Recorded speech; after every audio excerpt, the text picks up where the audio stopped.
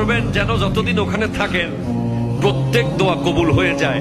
এই হ্যাকমতি দোয়াটা শিখে নেন। আপনি বলবেন, আল্লাহ আমি 10, 12, 15 যতদিন এখানে থাকবো যতগুলো দোয়া করব সব কবুল করে নিয়েন। দোয়া করছেন কয়টা? পাবেন কয়টা?